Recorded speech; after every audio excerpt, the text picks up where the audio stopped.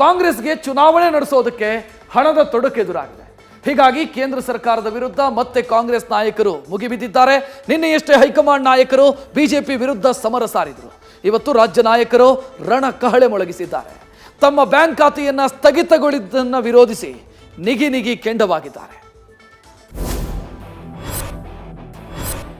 Democracy, my friend, is now under attack.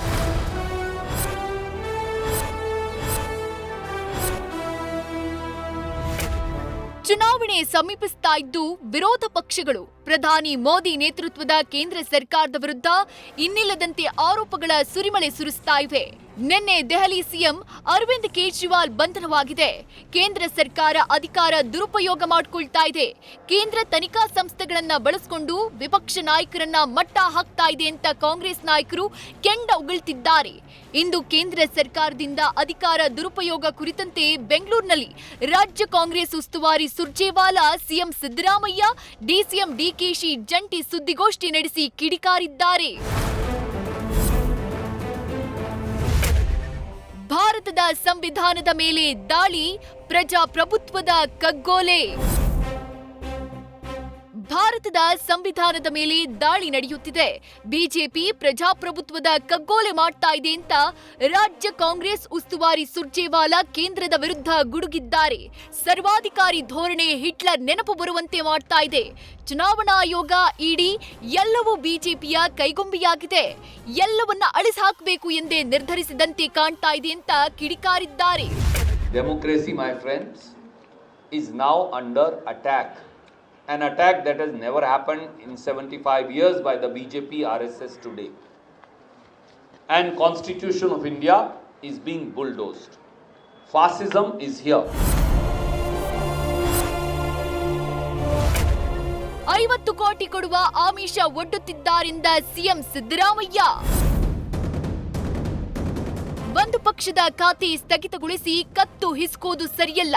ಕೇಂದ್ರ ಸರ್ಕಾರ ರಾಜಕೀಯ ಪಕ್ಷಗಳ ಕತ್ತನ್ನ ಹಿಸುಕುವ ಕೆಲಸ ಮಾಡ್ತಾ ಇದೆ ಅಂತ ಕೇಂದ್ರದ ವಿರುದ್ಧ ಸಿಎಂ ಸಿದ್ದರಾಮಯ್ಯ ಕಿಡಿಕಾರಿದ್ದಾರೆ. ಅಭ್ಯರ್ಥಿಗಳ ಪರ ಚುನಾವಣಾ ಪ್ರಚಾರ ಮಾಡಬಾರದೆಂಬ ಕಾರಣಕ್ಕೆ ಸ್ಥಗಿತಗೊಳಿಸಿದ್ದಾರೆ. ಆಪರೇಷನ್ ಕಮಲ ಆರಂಭಿಸಿದ್ದು ಬಿಜೆಪಿಯವರೇ 50 ಕೋಟಿ ಕೊಡೋ ಆಮಿಷ ಒಡ್ತಿದ್ದಾರೆ. ಬಿಜೆಪಿಯವರು ಪ್ರಜಾಪ್ರಭುತ್ವ ಕತ್ತನ್ನ ಹಿಸುಕ್ತಿದ್ದಾರೆ ಅಂತ ಬಿಜೆಪಿ ವಿರುದ್ಧ ಹಿಗ್ಗಾಮುಗ್ಗಾ ವಾಗ್ದಾಳಿ ನಡೆಸಿದ್ದಾರೆ. ಇದು ಮೊದಲನೇ ಬಾರಿಗೆ ಈ ರೀತಿಯಾಗಿ ಒಂದು ಪಕ್ಷದ ಇಡೀ ಅಕೌಂಟ್ ಅನ್ನು ಸೀಲ್ ಮಾಡಬೇಕು. ಇದು ಅತ್ಯಂತ ಖಂಡನೀಯ ಮತ್ತು ಪ್ರಜಾಪ್ರಭುತ್ವ ವಿರೋಧಿ ಕ್ರಮ. ಪ್ರಜಾಪ್ರಭುತ್ವ ವಿರೋಧಿಯಾದಂಥ ಕ್ರಮದ ಮೂಲಕ ಇವತ್ತು ರಾಜಕೀಯ ಪಕ್ಷಗಳ ಕತ್ತನ್ನು ಇಸಿರ್ತಕ್ಕಂಥ ಕೆಲಸವನ್ನು 50 ಕೋಟಿ ಆಫರ್ ಮಾಡ್ತಾರೆ ನಮ್ಮ ಮೇಲೆ. ರಾಜೀನಾಮೆ ಕೊಡಿ, ಚುನಾವಣೆಯನ್ನು ನಾವೇ ಮಾಡಿಕೊಡ್ತೀವಿ, ರಾಜೀನಾಮೆ ಕೊಡಿ, 50 ಕೋಟಿ ತಗೊಳ್ಳಿ, ರಾಜೀನಾಮೆ ಕೊಡ್ತಿದ್ರಿ, ಆಮೇಲೆ ಚುನಾವಣೆ ಖರ್ಚಿಲ್ಲ ನಾವೇ ಯಾವ ದುಡ್ಡು ಇದು? ಯಾವ ದುಡ್ಡು ಇದು? ಕಪ್ಪಣ ಅಲ್ವಾ? ಲಂಚದ ಹಣ ಅಲ್ವಾ? ಈ ರೀತಿಯ ವ್ಯವಸ್ಥೆ ಪ್ರಜಾಪ್ರಭುತ್ವಕ್ಕೆ ಕಳಂಕ ಎಂದು ಡಿಕೆ ವಾಗ್ದಾಳಿ. ಇನ್ನು ಪ್ರಜಾಪ್ರಭುತ್ವ ವ್ಯವಸ್ಥೆಯಲ್ಲಿ ನಮ್ಮದು ಒಂದ್ ಪಕ್ಷ, ನಾವೇನು ವ್ಯವಹಾರ ಮಾಡ್ತಿದ್ದೀವಾ? ಬಿಜೆಪಿಯವರಿಗೆ ಚುನಾವಣಾ ಬಾಂಡ್ ಮೂಲಕ 57% ಹಣ ಬಂದಿದೆ.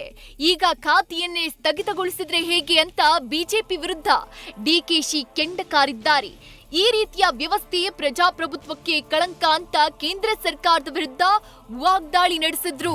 ಒಂದು ಬಿಸಿನೆಸ್ ಸಂಸ್ಥೆ, ಇದು ಸೋಷಿಯಲ್ ಸೆಟಪ್, ಪ್ರಜಾಪ್ರಭುತ್ವ ವ್ಯವಸ್ಥೆಯಲ್ಲಿ ಒಂದು ಪಕ್ಷ ಕೆಲಸ ಮಾಡ್ತಿದೆ. ನಾವೇನು ಬಿಸ್ನೆಸ್, ನಾವು ದೇಣಿಗೆ ಇದ್ದಂಥ ದುಡ್ಡು ಜನ ಕೊಟ್ಟಿದ್ದಾರೆ.